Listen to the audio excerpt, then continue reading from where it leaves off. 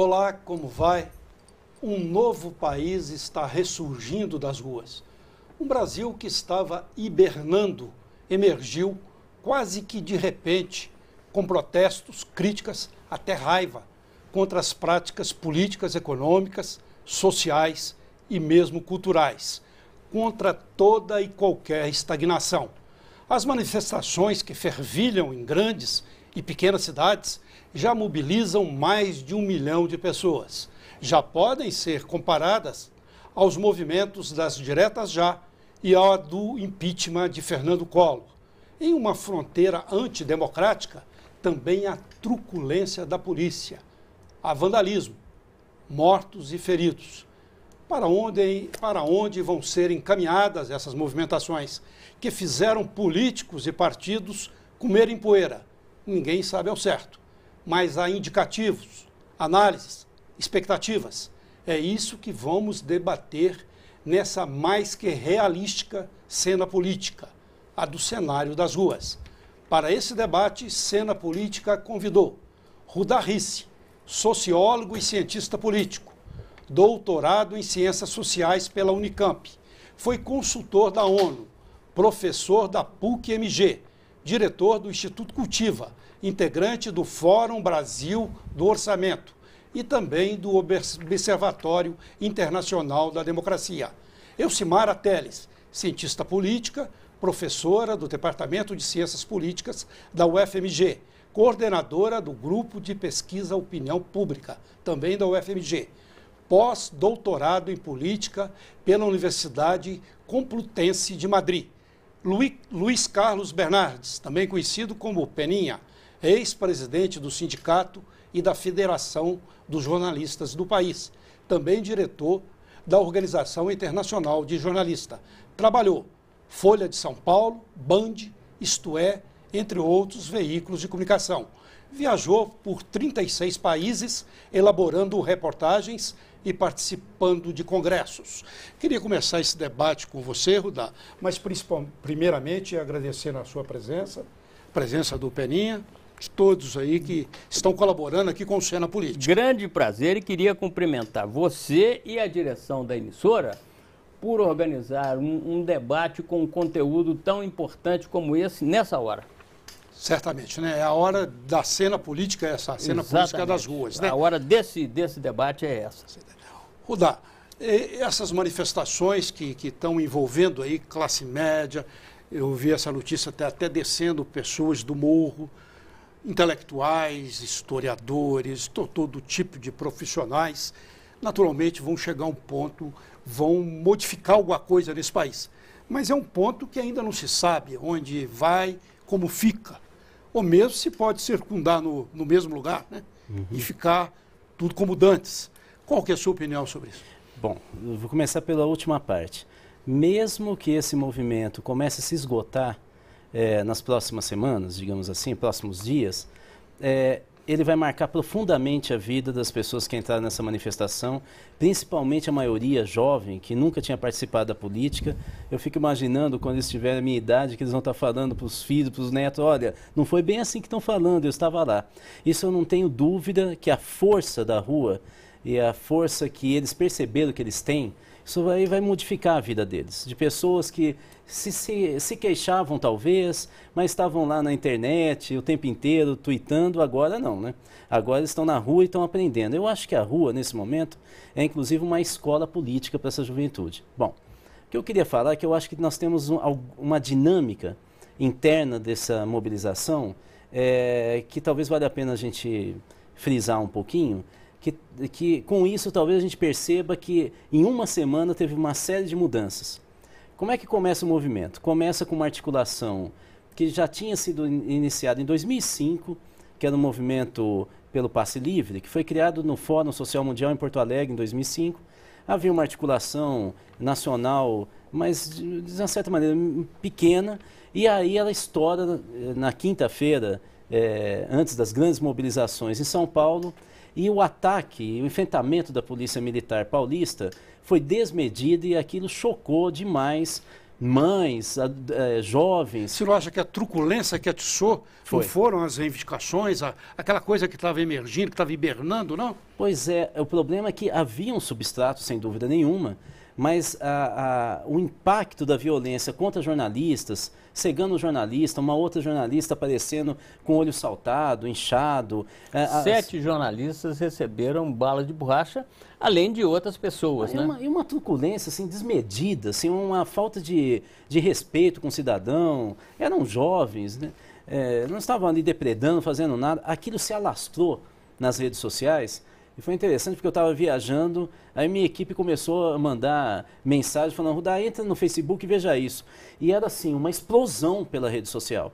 E aí você começava a perceber que se alastrava pelo país inteiro.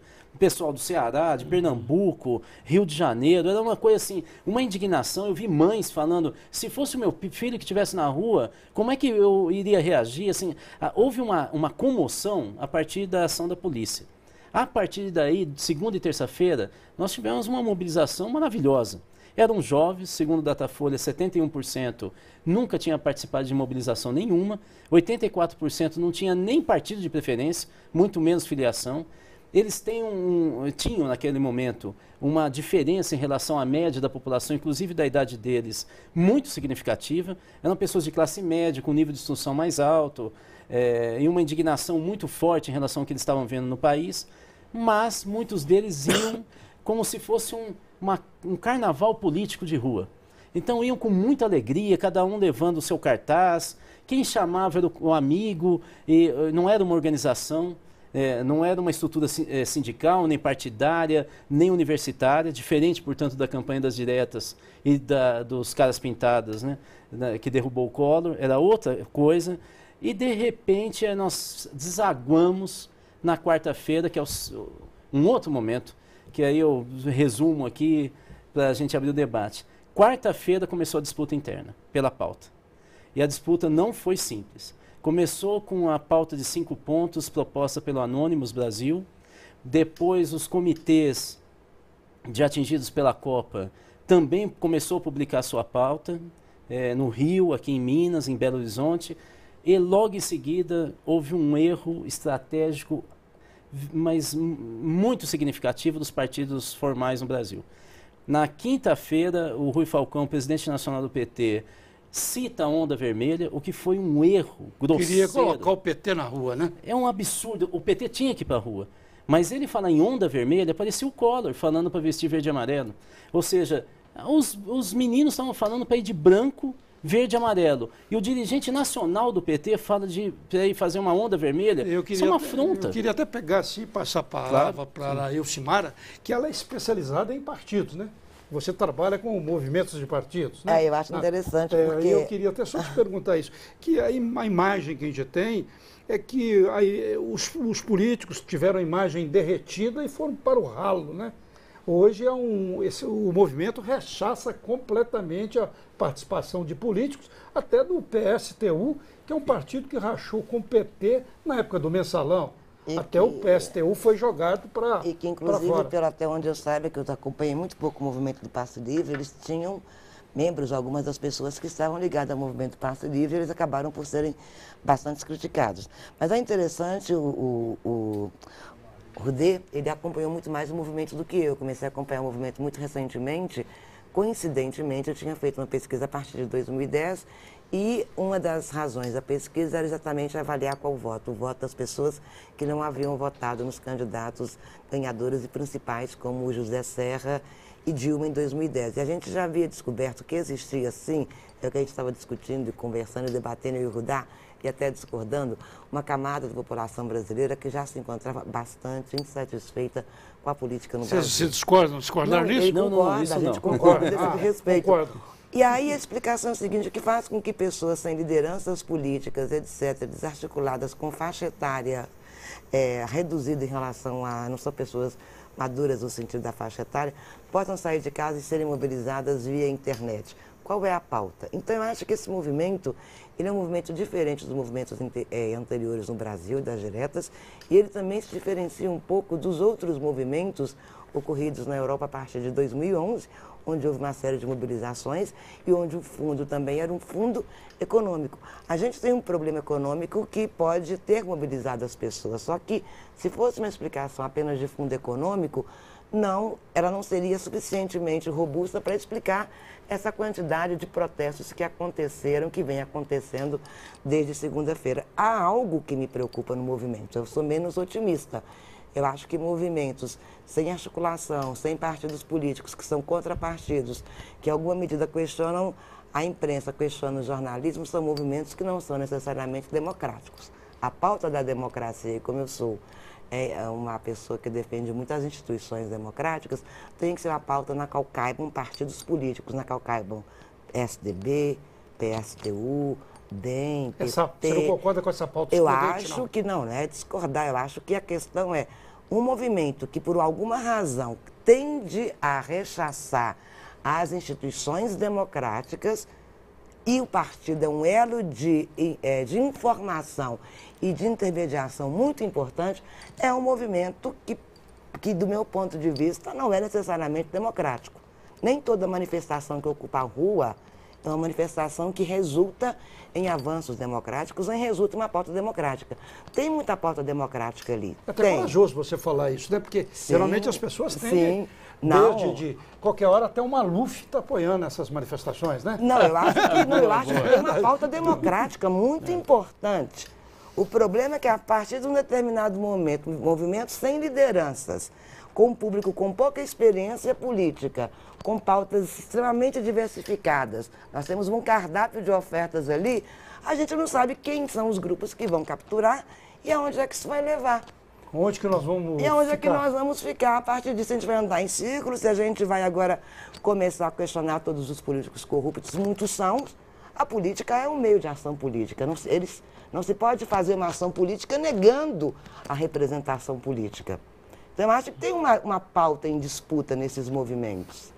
Sim, que serão produzidos por falta, inclusive, da legitimidade dos partidos no poder. Quais são os partidos no poder? Todos. O PT está no poder, o PSDB está no poder. Sim.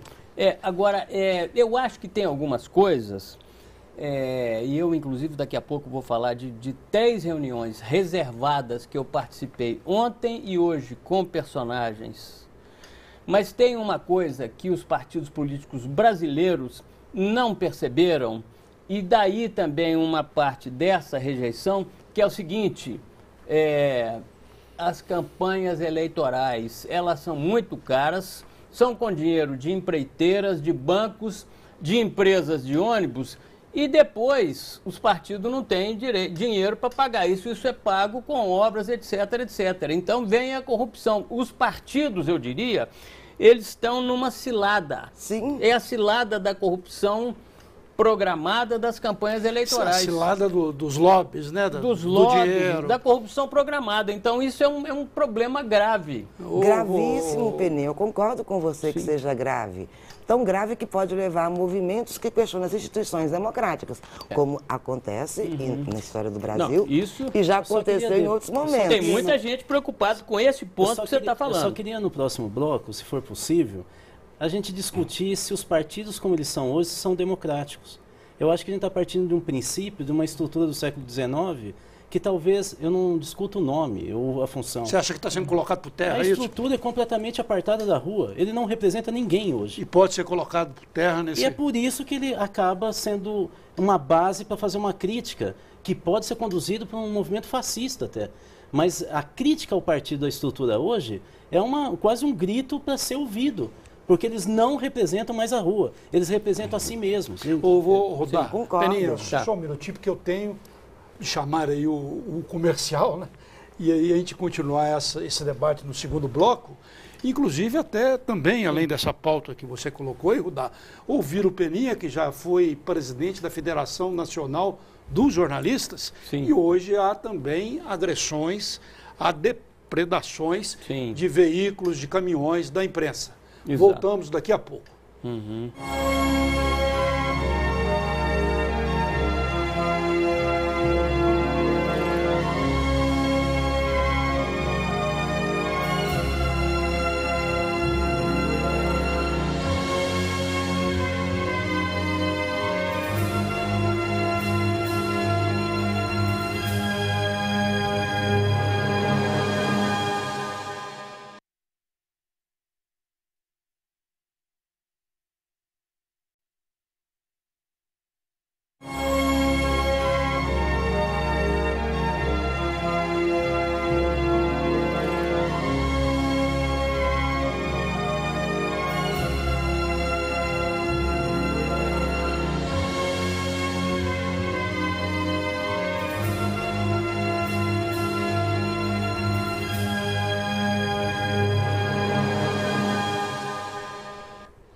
Voltamos com essa cena política das ruas, das manifestações.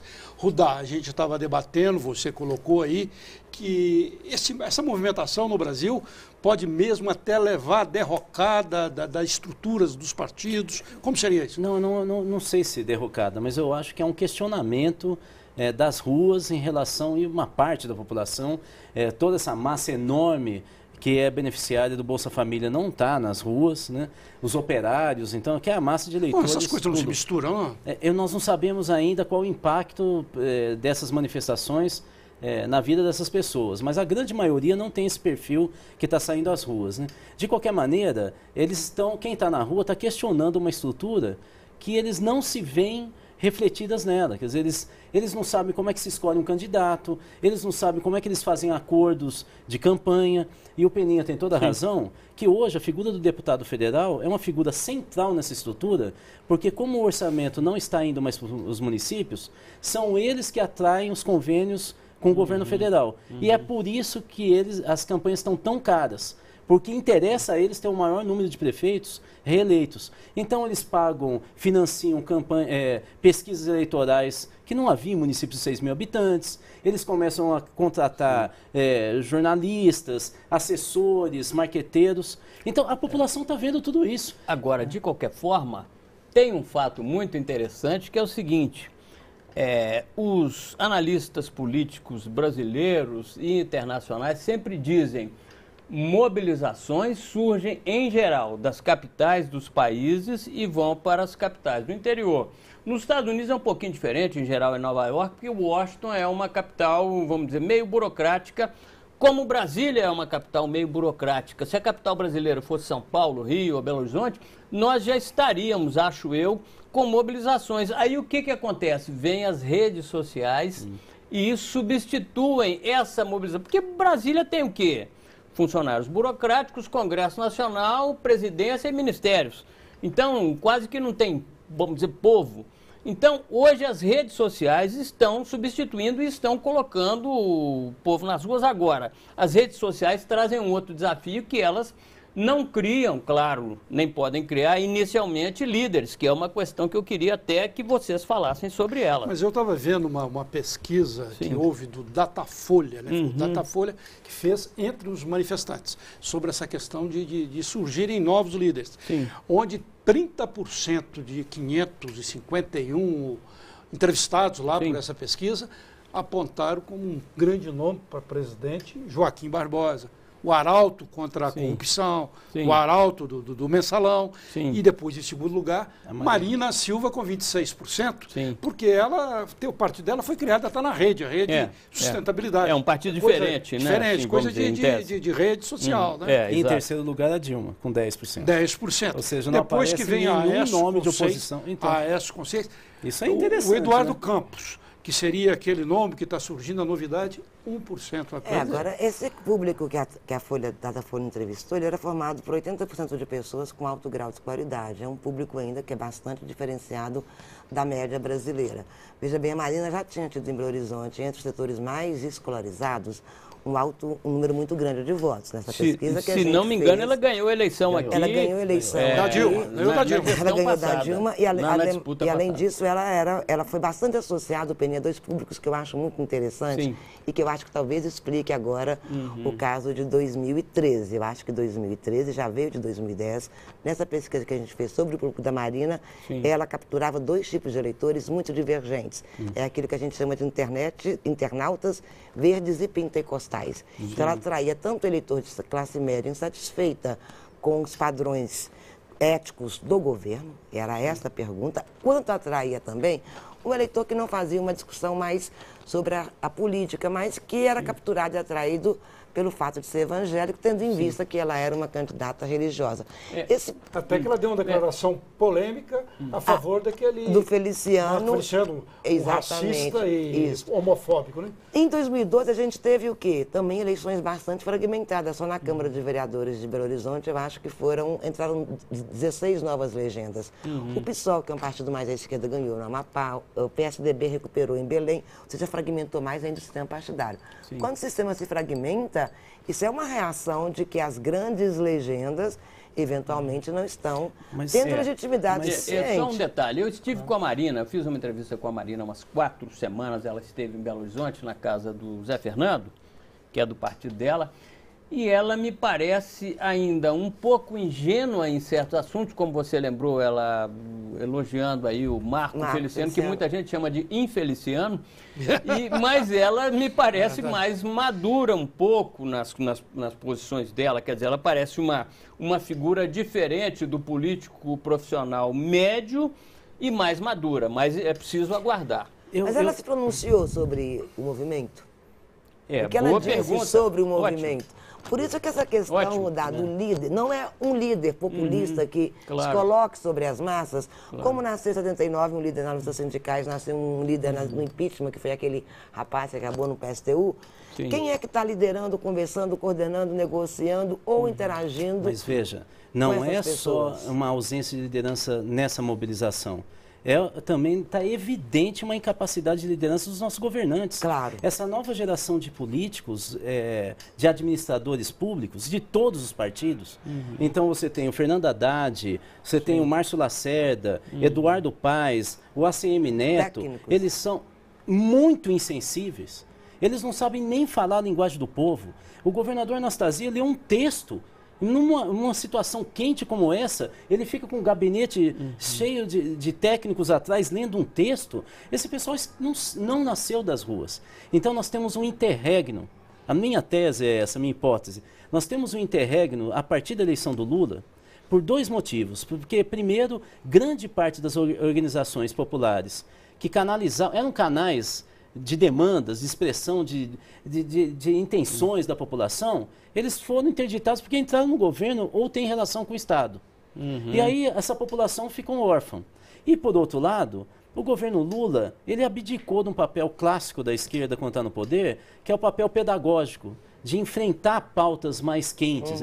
Ele não discutiu aborto, a Dilma, inclusive, começou discutindo. Ele não discutiu nenhuma pauta de esquerda, mas nem que fosse light. Ele resolveu fazer um discurso popular e aí ele rebaixou o nível da discussão. Eu acho que nós estamos colhendo esse interregno da luta política democrática no Brasil agora, né? Que é um interregno também do fim do Muro de Berlim e da globalização política, econômica e social. Isso também é uma coisa a ser discutida. Agora, que os partidos políticos, com todo o respeito que têm, figuras respeitáveis, vários deles, estão muito distantes da sociedade, não encantam a população, não encantam os jovens. Eu tenho um filho de 23, uma filha de 20, são estudantes universitários, eles estão distantes dos partidos, como os jovens estão. Então, o que vai acontecer? É uma pergunta. Agora, eu já ficarei satisfeito se esses jovens que estão na rua com toda a seriedade, com todo o empenho, não fazendo vandalismo, se eles passarem, além de decisões que podem tomar e têm o direito, se eles passarem a serem participantes da cena política. Ô, Peninha, eu vou chamar o novo intervalo, só uma observação sobre o que você falou, que das diretas já surgiu o Lindenberg, né? Lindenberg Faria. Foi do impeachment. Lindenberg. Do impeachment, né? Que hoje senador. E hoje ele estava até falando, temeroso de o filho participar dessas manifestações, é irônico, né? Hoje ele quer ser candidato a governador do Rio e temeroso ele foi do líder filho, estudantil? temeroso do filho de 17 anos coisa assim. participar dessas manifestações. Mas nós voltamos já com o nosso debate. Até já.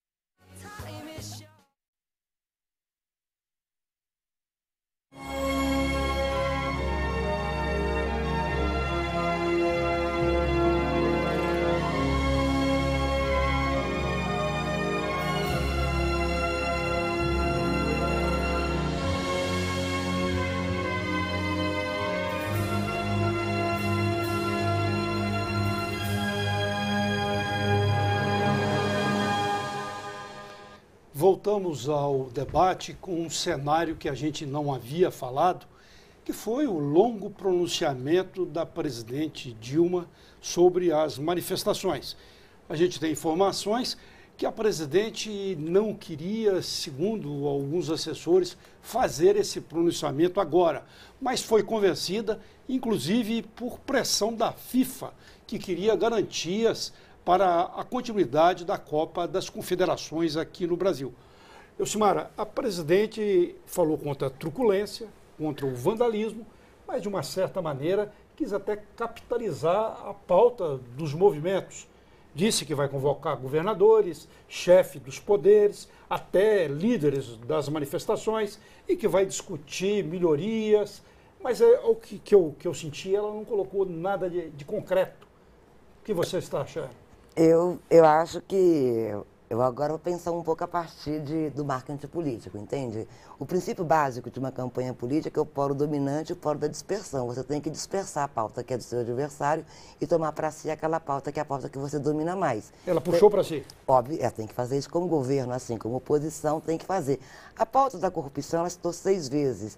E seria interessante que ela citasse menos ainda, porque a pauta da corrupção é a pauta dos seus adversários políticos. Então, ela não pode trazer a corrupção para o centro do debate. Ela tem que pegar esse princípio da corrupção e dispersar e trazer para alguma coisa que, segundo ela faz, que são as políticas públicas e as políticas sociais. Então, ela garantiu, do meu ponto de vista, se ela vai fazer ou não é outra coisa, a democratização e o reconhecimento das manifestações, quando ela fala que ela vai chamar as lideranças, e, por outro lado, os investimentos que ela disse que iria fazer em políticas públicas, que são as pautas mais reclamadas pelas ruas e que ela, como governante, poderia responder de forma mais imediata. Eu acho que ela demorou muito para poder falar. Mas por quê? Porque eu acho que o brasileiro espera que o presidente fale. Na verdade, como começou por tarifa, quem deveria falar seriam os prefeitos, seriam os governadores, não, a princípio, o presidente. Ela não tem que responder por tarifa pública, mas ela começou o pronunciamento dizendo que vai fazer, junto com os governadores e com os prefeitos, uma reunião para resolver isso. Então, acho que do ponto de vista do governo, ela foi bem nessa fala dela. Não foi melhor porque ela demorou muito tempo para pronunciar. Mas eu queria te perguntar se isso bateu bem nas cabeças, nas consciências quando eu falo que do ponto de vista, e depois o Rudá também, quando eu falo e o que Peninha, do ponto de vista do governo foi bom, porque eu acho que eles trataram bem as questões das pautas, e eu acho que sim, que foi correto no sentido de ter resultados positivos, no sentido de acalmar os ânimos, de chamar para si uma pauta, de dispersar pautas que são pautas sobre as quais os governos não teriam muito controle. Eu acho que politicamente foi uma boa fala. Rudá. Eu acho o seguinte, eu vou dividir em 2 partes. A primeira é o conteúdo. O conteúdo foi fraco. Ela requentou uma pauta e programas que ela já tinha anunciado, com a proposta de ter 100% dos royalties de petróleo canalizado para a educação. Esse é um debate com o Congresso, inclusive. Tem meses que ela coloca isso. Ela fala isso e, assim, não teve nenhuma novidade. Eu acho que num momento de crise, ela deveria ter tido uma proposta ousada que catalisasse toda a atenção da população, como, por exemplo, atacar a questão da corrupção, e acolher uma das propostas que vem aparecendo nas redes sociais, que é propor que a corrupção seja considerado crime hediondo. Ela poderia até se ceder e tentar apostar isso no Congresso, e aí ela catalisaria. Agora, a forma, que é o segundo ponto, foi muito bom. A postura dela, algumas palavras claras, no final ela olhar e falar assim, eu estou ouvindo vocês. Roupa amarela, descobri. Roupa amarela. Bandeira do Brasil atrás. Ou seja, ela conseguiu, eu acho... Não foi a famosa roupa vermelha, exatamente. Né? Estava muito bem maquiado, inclusive, tá uma figura o cabelo muito agradável, bem assim, e não estava carregada. E ela, com isso, eu acho que ela conseguiu passar, assim, uma linguagem subliminar, uma fala maternal mesmo. Eu comando o país, vou tomar iniciativas e eu estou prestando atenção em vocês, mas não se cedam. Eu acho que isso foi positivo. O conteúdo foi fraco. Mas é mamãe, né? Exato, mas é essa a figura dela. E isso que o Lula dizia. Ela é a mãe. Lembra que ele dizia? Se eu sou o pai, ela é a mãe. Agora, tem um detalhe, e eu vou insistir novamente. Não tem jeito de combater a corrupção no Brasil. Curioso que ela fala em reforma política, mas não insiste em reforma eleitoral, espero que surja. Não tem jeito de combater a corrupção no Brasil. Isso não sou só eu que estou dizendo, mas são empresários, pessoas de várias áreas que me dizem reservadamente, se não mexer nas campanhas políticas, porque as campanhas políticas são um compromisso de corrupção. Porque quem é que dá o dinheiro para as campanhas políticas de presidentes, de governadores, prefeitos, deputados, etc, etc? São as empreiteiras, os bancos, as empresas de ônibus. Por que o metrô de Belo Horizonte não avança? Me dizem. Porque as empresas de ônibus não deixam. Então, há um compromisso, muito dinheiro envolvido nas campanhas sofisticadas e a forma de pagar é forçando obras. Por exemplo... Mensalão foi só a ponta do iceberg, né? Foi uma das pontas do iceberg, exatamente. Por exemplo, para que fazer aquele belíssimo estádio de Brasília? Em Brasília quase não tem time de futebol. Então foram gastos lá centenas de milhões de reais. No Maracanã, outro dia eu vi um número, a reforma do Maracanã custou 1 bilhão. Um campo de futebol para 100 mil pessoas custa 500 milhões de reais. Isso são números. E o Maracanã agora tem menos de 100 mil pessoas. Então, tem problemas gravíssimos, mas óbvios de corrupção para todo lado.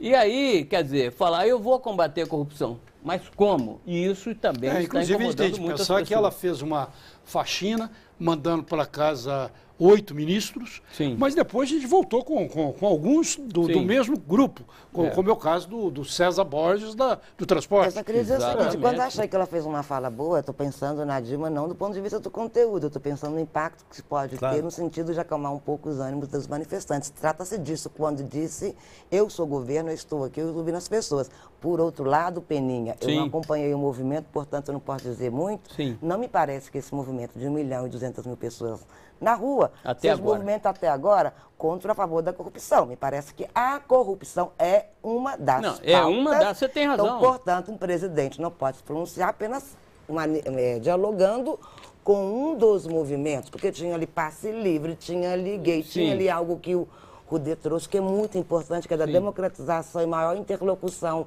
entre os movimentos e a sociedade.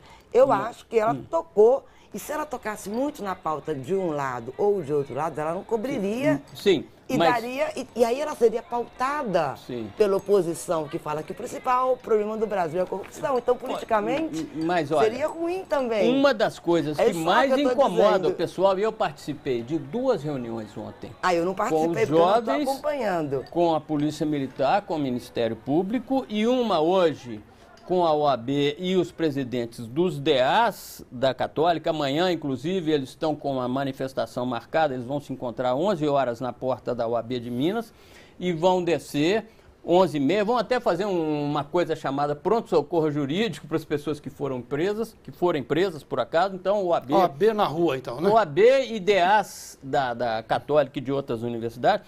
Então, uma das coisas que mais incomoda é a corrupção. E também porque as pessoas sabem que a corrupção está institucionalizada, não é uma coisa eventual, está institucionalizada por causa das campanhas que prende os candidatos, sejam eles quais forem, às empreiteiras, aos bancos e às empresas de ônibus. Rudá, você viu o pronunciamento detalhadamente da presidente Dilma. E nós temos essa manifestação, o Peninha está falando que o OAB vai às ruas. Também, está com a previsão de 200 mil pessoas sábado em Belo Horizonte. Amanhã, sábado. Amanhã, sábado. Neste sábado. Você acha que um pronunciamento desse tipo pode dar um baque, um determinado tipo de baque nesse tipo de movimentação aqui em Belo Horizonte, outros locais do país? Não, eu acho que não. Eu acho que é o seguinte, esse discurso da presidente talvez oriente dê um pouco mais de fôlego para os apoiadores, para aqueles que são da base política, que são das organizações que ajudaram a elegê-la, que têm compromissos políticos com esse governo, porque até então eles estavam acuados. Então agora a nossa presidente saiu. 2, eu acho que parte do eleitorado que sempre votou no Lula e votou na Dilma, principalmente de 2006 para cá, também talvez se sinta um pouco confortável agora, porque até então eles só estavam vendo as manifestações, estavam falando, mas o que está acontecendo? Ela faz com que essa massa silenciosa que não está saindo nas ruas, pelo menos fique em dúvida e recoloque na memória, né, afetiva, de novo a Dilma na vida deles. Agora, aqueles manifestantes que já estão se organizando e que estão no embate de rua, que já tiveram na quinta-feira, discutiram na quarta como é que ia se organizar, eu tenho a impressão que essa energia não foi dissipada. Eu acho que não teve nada do discurso dela que deixasse muita gente em dúvida, falar, não, então eu estou exagerando. Me parece que foi um discurso mais para público interno, o impacto não é o desejo dela, mais para o público interno, apoiadores, eleitores, e aí eu acho que ela arrumou um pouco a caminhada do trem. Eu acho que deu uma arrumada. Era muito importante que ela falasse. Mas eu estava querendo só dar uma interrupção nisso, porque eu falei que ia te perguntar enquanto ex-presidente da Federação das Indústrias. Não, Federação do me desculpe.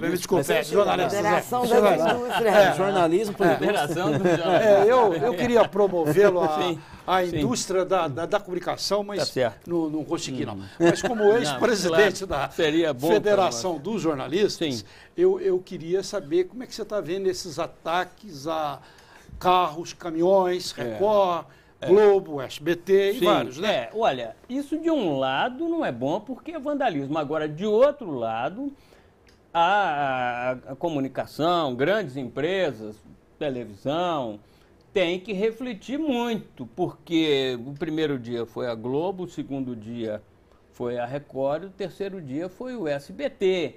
Então, é preciso que essas empresas reflitam muito. Há uma discussão no Congresso Nacional sobre formas de garantir uma certa liberdade de imprensa. Dois jornalistas foram assassinados em Minas recentissimamente, as investigações estão avançando, mas já se completaram 100 dias e em Ipatinga, uma cidade industrial, e nós estamos também diante de escândalos na capital, entre aspas, da liberdade de imprensa no mundo, que são os Estados Unidos com gravações, escutas. Então, espionagem de cidadão, né? Espionagem de cidadão. E a imprensa, a qualidade da imprensa e a liberdade de imprensa são dois pontos importantíssimos em qualquer situação e que o G5 sempre primaram por eles, Estados Unidos, Inglaterra, Itália, etc., etc., mas que agora eles estão em xeque e nós também, a população está mostrando insatisfação, pondo fogo nesses caminhões de reportagem. E outra coisa, hein? E agora tem um ponto de comparação que é a internet. Então, a internet se coloca, de propósito ou não, disputando informações e disputando a qualidade da informação com os veículos oficiais de comunicação. É interessante isso, né? É importante. Eu já estou vendo gente me falando, olha, eu estou vendo muita coisa na internet que eu não estou vendo nas televisões, por exemplo. É interessante nas televisões isso que você está colocando, né? Se o jornalismo for feito de uma maneira com veracidade, você tem a internet toda mostrando, tem várias TVs, várias rádios, várias imagens. Contextos e imagens. Está tudo aí na rua, né? Exato. Nós vamos dar um intervalo e voltamos já com esse debate sobre as manifestações políticas em Belo Horizonte e no país. Até já.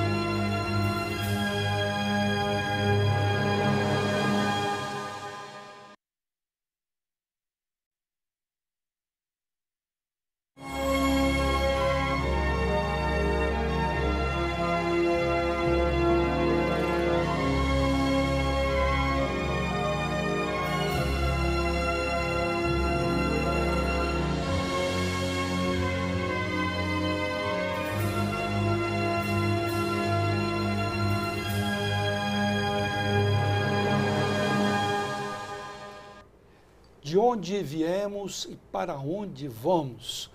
Era o que a cientista política Elcimara Teles estava perguntando aqui no intervalo e eu devolvo a pergunta para você. Eu não sei se eu vou conseguir responder muito. Tem algumas opiniões. Onde que essas manifestações vão levar? Primeiro, eu acho que eu aprendi muito com o Peninha e muito com o Rudê também, porque eles trabalham com jornalismo, com cobertura de mídia, com e nós estamos aprendendo muito com que não você. São movimentos sociais, segundo o Rudá falou comigo agora. Eu acho que a gente está vindo de um sistema de uma democracia representativa com um polo partidário formado no PMDB, no PT e no PSDB, que cumpriram uma função histórica muito importante no Brasil. São partidos que participaram do processo de redemocratização. Mas é um ciclo vencido? Não acho que seja um ciclo vencido. Eu acho que eles ensinaram muito para o Brasil e o Brasil também aprendeu muito com eles. Só que, de alguma forma, de uma forma ou de outra, quando eles ocuparam os governos, eles se afastaram muito da sociedade. Eles, de alguma forma, eles deixaram de canalizar demandas, de canalizar uma série de representação de interesses, seja do movimento gay, seja dos movimentos por mais democracia, por mais interlocução, e eles envelheceram, eles se congelaram como proposta e como modelo de organização. Então, eu acho que as manifestações apontam no sentido de criar canais mais institucionais entre sociedade e governo. Eu acho que os governos se tornaram extremamente pragmáticos, estão com a função governativa muito importante, mantém a governabilidade, você não tem crises institucionais, mas perder a função de representação de demandas. Eu acho que tem que se repensar essa função agregadora de interesses dos partidos políticos. Para onde nós vamos é a seguinte questão.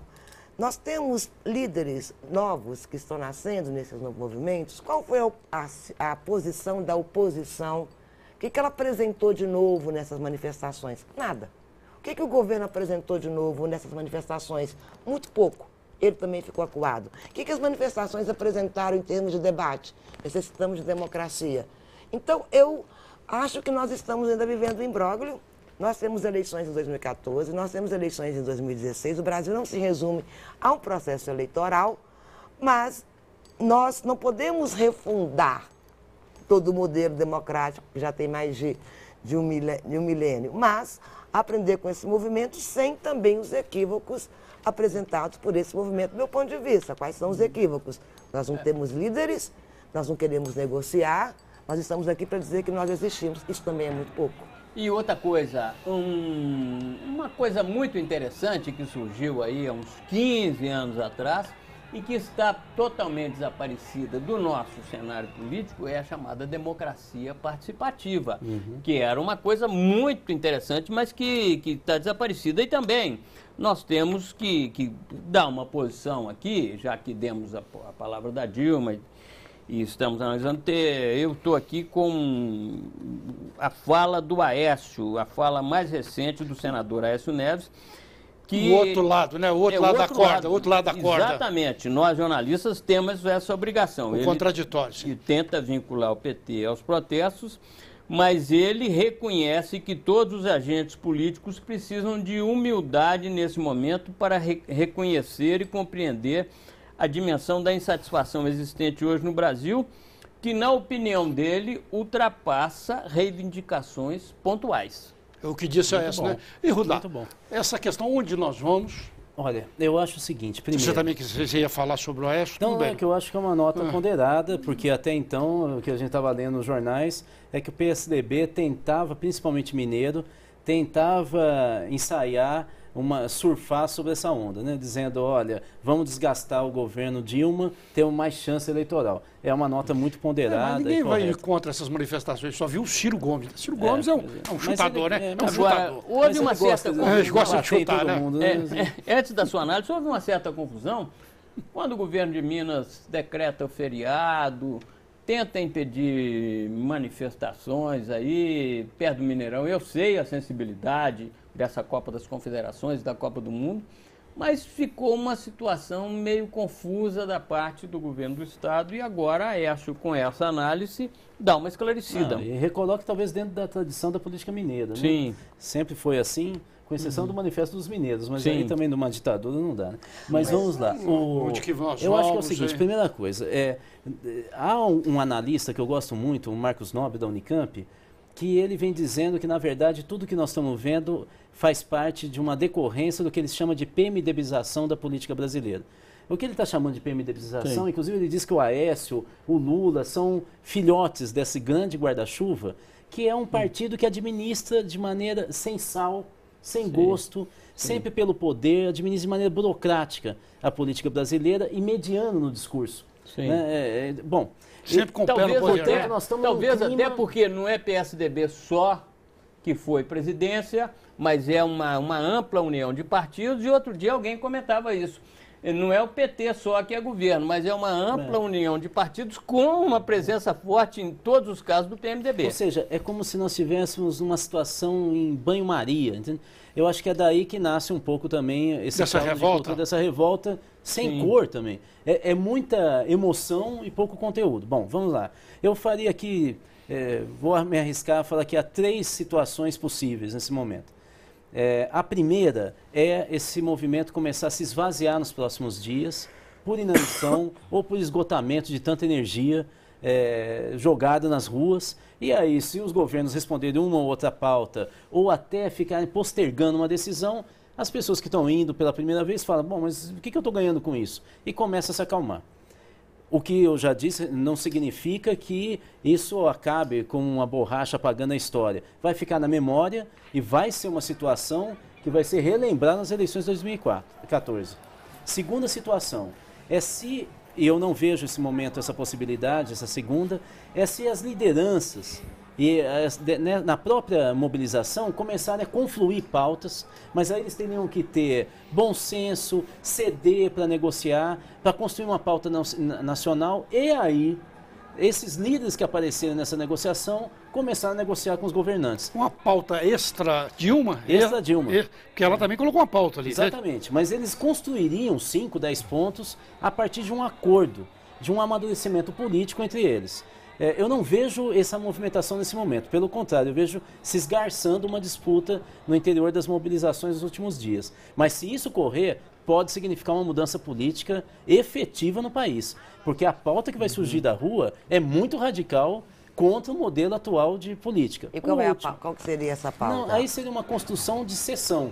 Um pouco sobre a corrupção, sobre políticas sociais, ou seja, teriam que compor políticas urbanas, teriam que compor. Mas aí significaria um grau de amadurecimento acelerado dos jovens. Tem a terceira possibilidade, que é surgir um oportunismo político, que também vem rondando nos últimos dias as mobilizações, alguém se jogar tentando liderar. Lógico que essa liderança vai demorar muito pouco tempo, mas ele pode destruir essa mobilização e tentar conduzir para algo que não é muito legítimo. Eu desenharia essas 3 possibilidades. Eu acho que queria fazer uma coisa que eu acho interessante que me passou agora, enfim, que eu acho ruim de dizer, mas eu acho que o Brasil e a da América Latina no geral tem muita tendência a líderes populistas.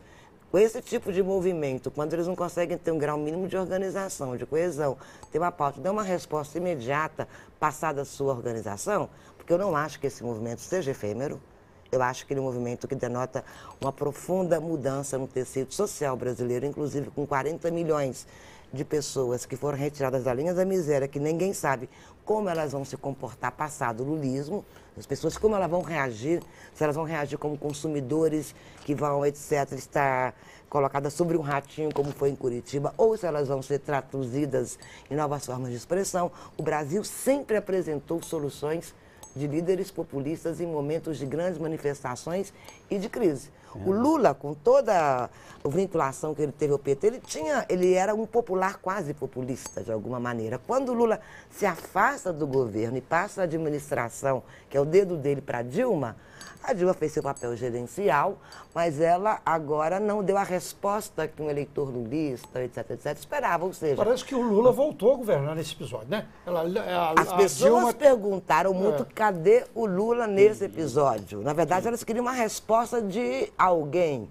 Então, eu acho que a tendência no Brasil ainda, Rudá, pode ser uma bobagem minha, e a maioria das pessoas vão dizer que não é de uma democracia madura e consolidada, que já deu mostras que não necessita dos grandes líderes populistas, etc. O Collor nasceu também de um sentimento enorme de insatisfação. Contra os marajás. Contra os marajás, contra a corrupção. Claro que teve apoio de um grande grupo de mídia. Sim, mas surgiu também de um vazio institucional e além de um vazio institucional, um descrédito com... O Ulisses teve 11% de votos, sei lá, muito menos. O Covas, que era um grande político também. Agora foi pós-ditadura. Pós-ditadura. Né? Agora a gente não tem uma pós-ditadura, mas tem um vazio, um vácuo, na verdade. O Rodar levanta uma coisa muito interessante. Uma PMDização, que é um pragmatismo tão grande no trato da coisa pública, que as pessoas estão com um descrédito tão grande da democracia dos partidos, que não é um oportunista, mas um outsider da política. Entendo. Pode captar, trazer isso. Eu queria até te perguntar. Político. E olha que nós vimos isso com Russomano. A Com forma como claro. foi encaminhada a votação da Marina, não era ela, mas como foi apropriada no final do primeiro turno, tinha um fundamentalismo ali religioso contra a ampliação dos direitos civis, contra o PEC, e vem rondando essa terceira via, né? E Você o tem razão. Romário sendo considerado um dos melhores deputados, aquele comediante também, Tiririca. Não, e o fato do Ratinho ficar em segundo lugar numa cidade como Curitiba, onde o próprio PSDB tinha uma enorme inserção institucional e política. Uma cidade politizada, né? Mesmo Amapá, que foi o PSOL, que fez uma aliança com o antigo PFL, ou seja, as pessoas, do meu ponto de vista, querem algo novo. Sim. Elas não querem... Isso que eu queria até perguntar ao Rodar. E esse novo pode ser alguma coisa muito velha. Eu estava querendo perguntar ao Rodar, que infelizmente o nosso tempo está acabando, o debate bom e o tempo passa rápido, né? Você acha, Rodar, que pode nascer aí um PDR, Partido das Ruas? Bom, a proposição agora de surgir talvez um outsider é exatamente isso. Né? Seria uma tentativa de uma organização... Essa pauta que você falou. Agora, eu diria, aí poderia ser até, nós cientistas políticos sempre tentamos criar umas palavras meio difíceis, essa ideia de no vazio surgir alguém que fala para uma massa desorganizada. Isso aí chama bonapartismo. Então, há uma discussão hoje entre os intelectuais, né, os acadêmicos da nossa área, sobre isso. Se estaria pronto para surgir justamente essa liderança. Acho que foi muito bom você ter citado. Eu só queria, talvez assim, nesse final, lembrar uma frase do Vianinha, né, que foi um grande dramaturgo. Vianinha, né? Vianinha. O Duvaldo Viana. Bem lembrado, hein? Memória boa, hein, sua? Ele dizia assim, nem tudo que é novo é revolucionário. Eu acho que é isso que nós estamos vendo na rua. Tem muita gente jovem, com cabeça velha. Né? Pode ser. Eu acho que se as ruas forem um aprendizado político, se eles começarem a aprender, por exemplo, no caso da violência, eu vejo hoje nas redes sociais, muitas pessoas falando, como que é na Argentina? Eu não sei se vocês viram nos últimos dias. Quando começar algum tipo de baderneiro que vai tentar destruir a gente, sente na rua. É assim que eles fazem, porque ao sentar, a polícia identifica quem é que está fazendo baderna e que a maioria não está afim. Olha, é um bom ensinamento para os movimentos aqui, né? Sim, e mais um detalhe só. As pessoas perceberem que a política é feita nos palácios governamentais, nos congressos, nas assembleias, mas também, nos sindicatos, mas também nas ruas. As ruas sendo ocupadas pacificamente, não só agora, mas futuramente, sempre como manifestação de uma participação política, insisto, pacífica, mais intensa e mais clara para os governantes entenderem, e quem sabe desse grupo aí de jovens saia também alguns líderes. Ou seja, estamos no fio da navalha. Talvez a gente caia para um lado de cá, que é um novo, que é muito velho, e talvez a gente inove mesmo na política do Brasil. Boa metáfora, viu? Terminamos o nosso programa com essa metáfora muito interessante da linha da navalha do Rodar. Sim. Agradecemos a BH News TV, agradece a todos vocês. Grande prazer, mais pela gentileza, pela presença, e agradece principalmente a você. Voltamos com o novo Cena Política. Até lá. Pena.